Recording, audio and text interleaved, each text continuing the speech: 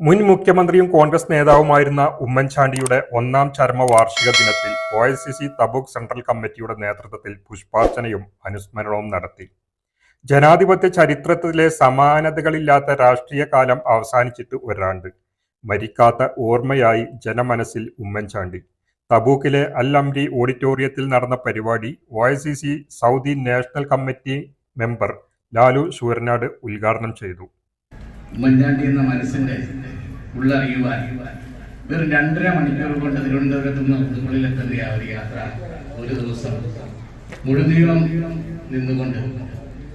ഒ.ഐ.സി.സി. Tabuk central committee president Jolly Kurian അധ്യക്ഷത വഹിച്ചു.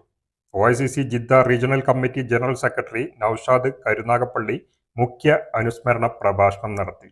Oommen Chandy മുഖ്യമന്ത്രിയായിരിക്കുമ്പോഴാണ് out of cabinet കാര്യത്തിൽ കിട്ടുന്ന നിവേദനങ്ങൾ, പരാതികൾ, ആ പരാതികളിൽ നിന്ന് നിവേദനങ്ങളിൽ നിന്ന് ഏറ്റവും ഹൃദയസ്പർശിയായ ഒരെണ്ണം എടുത്തിട്ട് ആ ക്യാബിനറ്റ് റിപ്പിനെ കൊണ്ട് അംഗീകരിപ്പിക്കുന്ന കേരളത്തിലെ ഒരു മുഖ്യമന്ത്രി ശ്രീ ഉമ്മൻചാണ്ടി മാത്രമേ ഉണ്ടായിരുന്നു എന്ന് നമുക്കറിയാം. എത്രത്തോളം സാധാരണക്കാർ അല്ലെ എത്രത്തോളം പട്ടിണിപ്പാവം ജീവിതം കരുപ്പിടിപ്പിച്ച ഒരു മുഖ്യമന്ത്രിയായിരുന്നു ശ്രീ ഉമ്മൻചാണ്ടി എന്നറിയാം. നമുക്കറിയാം വിഴിഞ്ഞം തുറമുഖം, അതുപോലെ തന്നെ നമ്മുടെ Kannur airport, Kochi smart city, Kochi metro ഉൾപ്പെടെയുള്ള വൻകിട പദ്ധതികൾ ഈ രാജ്യത്ത് നടപ്പിലാക്കുമ്പോൾ ഈ രാജ്യത്തെ പാവപ്പെട്ടവരെ, ഈ രാജ്യത്തെ സാധാരണക്കാരെ, ഈ രാജ്യത്തെ അക്ഷരരെ ചേർത്ത് പിടിച്ചുകൊണ്ട് നമുക്കറിയാം കാരുണ്യ പദ്ധതി എന്ന ഒരു പദ്ധതി മാത്രം എടുത്താൽ മതി ഉമ്മൻചാണ്ടിക്ക് ഇവിടുത്തെ പാവപ്പെട്ടവരുമായിട്ടുള്ള ഒരു ബന്ധം മനസ്സിലാക്കുക.